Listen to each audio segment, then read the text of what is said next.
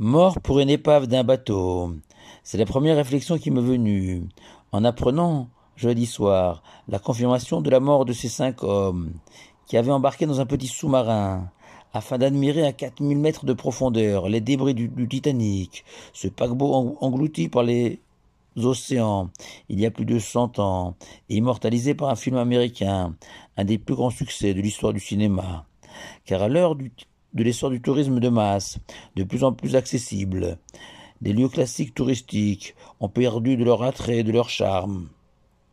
Et le milieu touristique ne cesse de vouloir repousser les limites afin de proposer aux plus riches, à la recherche de sensations inconnues pour le grand public, des expériences uniques jamais tentées par d'autres. Les passagers du Titan, nom du sous-marin touristique, y ont laissé leur vie dans cette course après l'imaginaire. Et le rabbin que je suis, l'homme sage que j'essaye d'être, s'interroge sur la nécessité de ces milliardaires auxquels l'Éternel avait presque tout donné, de risquer leur vie pour contempler un amas de ferraille au fond d'un océan. Pourquoi se mettre en danger alors que tous les plaisirs de la terre, gastronomiques, sportifs, culturels, etc., leur sont offerts tout au long de l'année? La réponse, c'est Korach qui nous l'a fournie. Korach, le personnage central de notre paracha de la semaine, intitulé justement Korach. Korach, ce petit cousin de Moshe, notre maître, que la vie avait comblé, tant sur le plan financier que spirituel, immensément riche. Il appartenait à la noblesse des enfants d'Israël, la tribu de Lévi. Il avait même le suprême honneur de porter l'arche sacrée contenant le table de la loi, donné par Dieu lui-même aux enfants d'Israël. Et voilà pourtant que Korach va se révolter contre l'autorité de son petit cousin Moshe pour une question d'honneur, de nomination que Korach estimait injuste. Moshe, sous l'ordre du Tout-Puissant, avait préféré nommer un cousin à Korach, Elisama ben Uziel, en tant que chef d'une des grandes familles de la tribu de Lévi, plutôt que Korach. Cette frustration a suffi à conduire Korach à se rebeller contre Moshe. Et lorsque Moshe a tenté de le raisonner, lui rappelant combien Korach avait été béni de Dieu, cela n'a pas suffi à le calmer.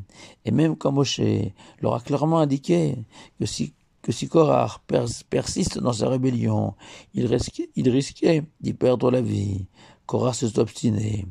Enfin, dans une tentative ultime de conciliation, Moshe a proposé à Korach de prendre l'Éternel à témoin de sa piété, de son honnêteté, et que lui et Korach se présenteront au petit matin, chacun avec un petit récipient rempli d'encens sacré, et que Dieu seul déciderait. Le juste survivra, le méchant mourra. Korach n'a pas renoncé.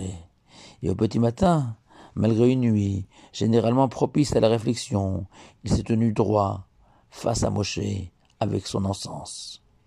La suite, vous la connaissez. La terre s'est ouverte et a englouti Korach.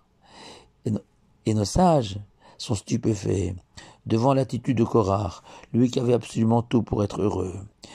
Et le Midrash répond, son œil l'a trompé, signifiant que Korach ne supportait pas la vision de ses cousins, petits cousins, un peu plus honorés que lui au sein des enfants d'Israël.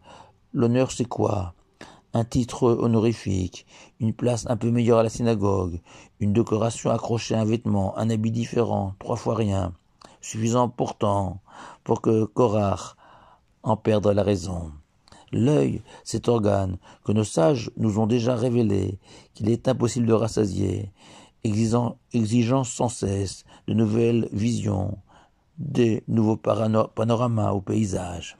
Alors, même sans être aussi négatif que le Littré, qui déjà en 1873 définissait un touriste comme un voyageur qui parcourt des pays étrangers par curiosité et désœuvrement, ou cette citation attribuée à de nombreux auteurs, que le tourisme est l'industrie qui consiste à transporter des gens qui seraient mieux chez eux, dans des endroits qui seraient mieux sans eux. Toutefois, souvenons-nous de ce que Moshe a rappelé à Korach, Rav Lachem ben Lévi. Lévi littéralement accompagné. Être Lévi, c'est posséder ses capacités à accompagner l'Éternel, le suivre dans ses voies, hisser son corps, sa chair, son être, à des hauteurs inconnues, divines, vertigineuses, procurant des sensations exceptionnelles, et que tout juif, quel que soit son état physique, financier, possède des facultés de se lancer dans la seule aventure qui mérite d'être vécue.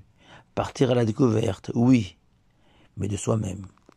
Shabbat shalom à vous tous.